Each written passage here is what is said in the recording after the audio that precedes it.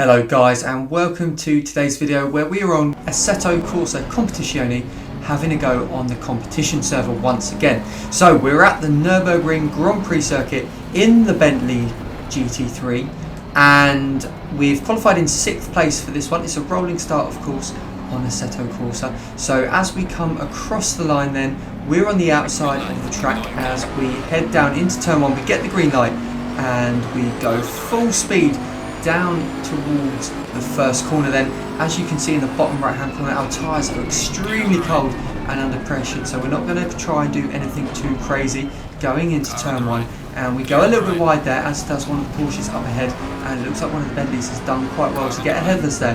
But we've got the inside for the long left-hander here, we've got Ferrari on our outside, and we managed to make that move stick, and again we've got the inside line for the next corner, and we can see he's just gone.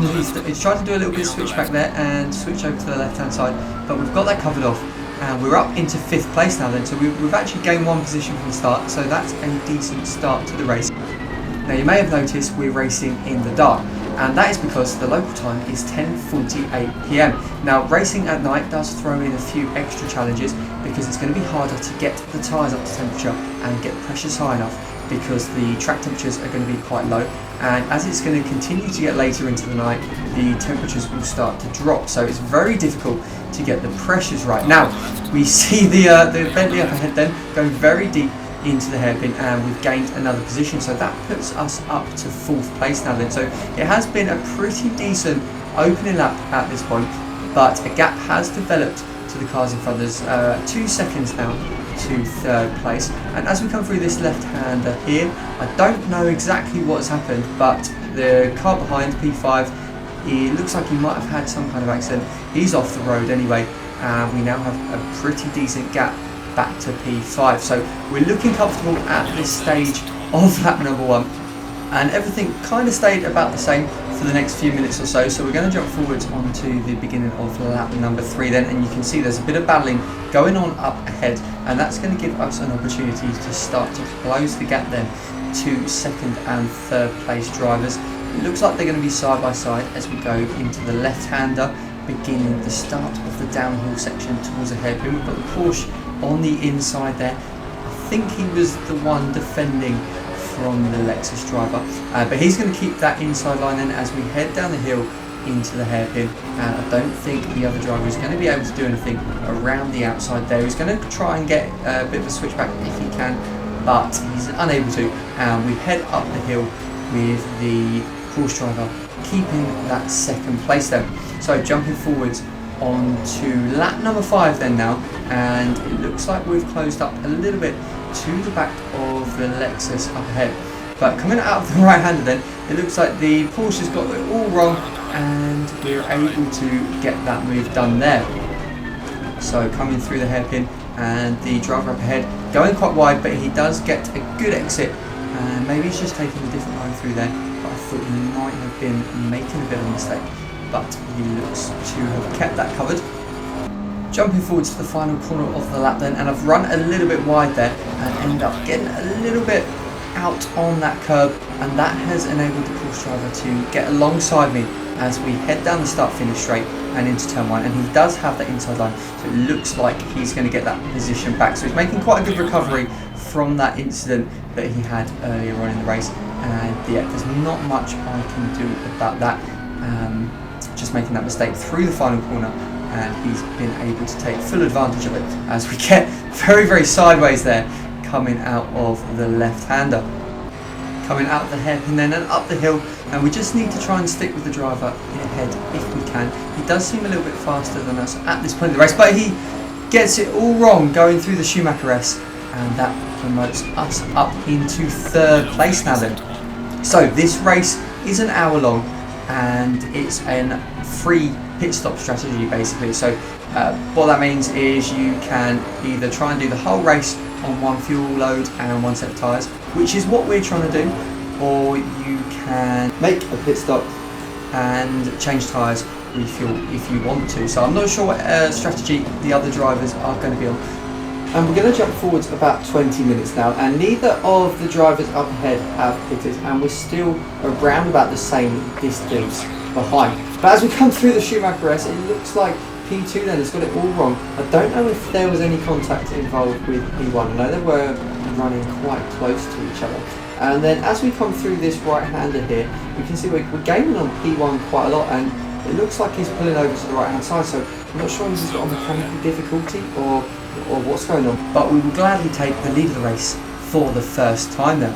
So we're going to jump forwards just a little bit now onto lap number 19 with 20 minutes left, and we started to pull a gap of around 10 seconds to the cars chasing behind. But as we come along the back straight then, we can see that time on the Delta is going up and up and up, so it looks like they may have taken each other out possibly, because the gap is increasing massively, and then P2 ends up in the pits, so is out of the race, and P3 leaves the race as well. So this is one of the biggest problems that I have with the competition server on console, and that is that the CP rating is bugged. It doesn't work at all. So if you look to the top right hand corner, you can see my CP rating is 0. Now if we were on PC, you would lose a lot of CP if you were to quit a race, but because that isn't working on console, there's no consequences of staying in a race. So if you have a bad start, or you just can't be bothered anymore and you quit the race, there's no consequence. And I really think that needs to change. They need to fix the CP rating, because it will stop people leaving the race if something goes wrong, because no one wants to finish with just 3 cars in the race. So as we come around the final corner then, we do take victory by well over a minute. And yeah, it turned out to be quite easy in the end, because all we had to do was simply keep it on the track in one piece. So we did decide to have another race on the competition server on the same day, and we crossed the line in qualifying to get pole position then. So we did improve our qualifying time a little bit in this one, and we did end up with better tyre pressures for our qualifying lap, so we were able to, well, clearly improve quite a bit. So coming across the line then, keeping our speed at 43 until we get the green lights, and away we go. Cold tyres once again as we go down into turn 1, so I'm not planning to make any heroics at all. We're going to stick to the inside line, and we've got an Audi directly behind us. It gets very close to us in the braking zone, but we keep it nice and clean through the first corner, and it looks like there's quite a gap to the rest of the field behind, as we've got the Audi poking his nose around the outside. So we're just going to stick to the inside of the track coming into this left-hander here. We don't want to give away a position if we can help it, because based on the qualifying lap times, we should have quite a bit of a big advantage over the rest of the field actually. So coming into the left-hander then, and it looks like we've already started to pull quite a bit of a gap on all of the cars behind.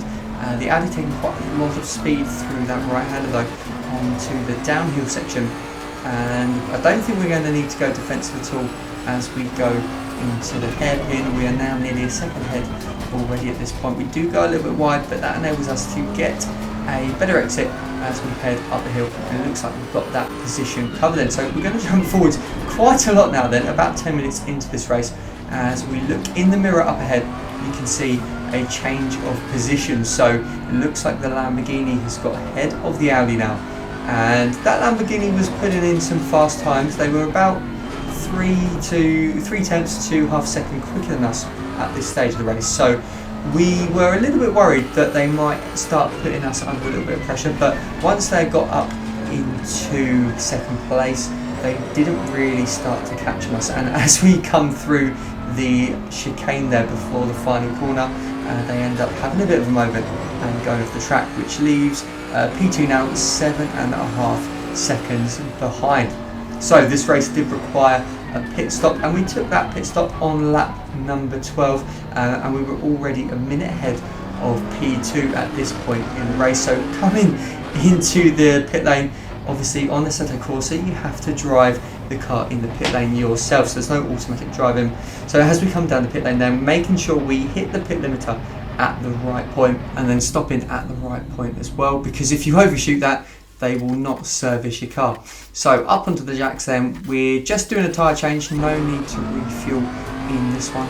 Actually no, the refuel isn't even allowed in this race, so just a tyre change then, a mandatory tyre change. So we came out the pits around 15 seconds ahead of P2, and by the end of the race this had gone up to over 20 seconds and we won the race quite comfortably. So 2 wins on the competition server out of 2 today then. Again, only 6 drivers finishing. Like I said, I really think that CP rating needs to be fixed in order to just have drivers finish the races. You know, it's always more satisfying to win a race with 20 other drivers.